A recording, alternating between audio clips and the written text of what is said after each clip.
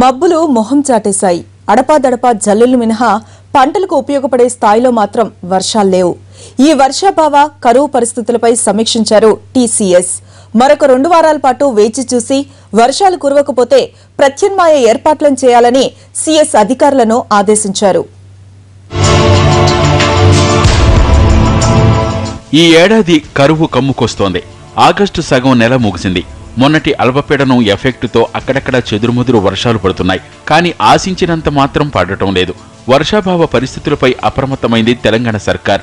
ప్రభుత్వ ప్రధాన కార్యదర్శి రాజీవ్ శర్మ సచివాలయంలో రెవెన్యూ, వ్యవసాయ సంబంధిత శాఖల అధికారులతో సమీక్షా సమావేశం నిర్వహించారు. రాష్ట్రంలో నెలకొన్న కరువు పరిస్థితులపై సమీక్షించారు. గతేడాది ఆగస్టు నాటికి 905 మిల్లీమీటర్ల వర్షం కురిస్తే ఈసారి అది కేవలం 715 మిల్లీమీటర్లకే పరిమితమయ్యింది. సాధారణం కంటే 18% తక్కువ వర్షం కురిసింది.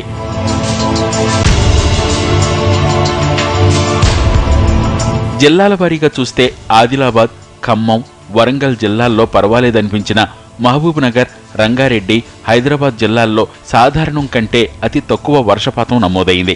గత 2-3 రోజులుగా కురుస్తున్న చెదురుమదురు వర్షాలతో పరిస్థితి కొంత మెరుగుపడినా పంటలకు మేలు చేసే స్థాయిలో వర్షాలు కురవలేదని అంటున్నారు అధికారులు. తెలంగాణలో సాధారణంగా 41.43 లక్షల హెక్టార్లలో పంట సాగు చేయాల్సి ఉండగా కేవలం 29.12 లక్షల హెక్టార్లలో మాత్రమే పంటలు సాగు చేస్తున్నారు రైతులు.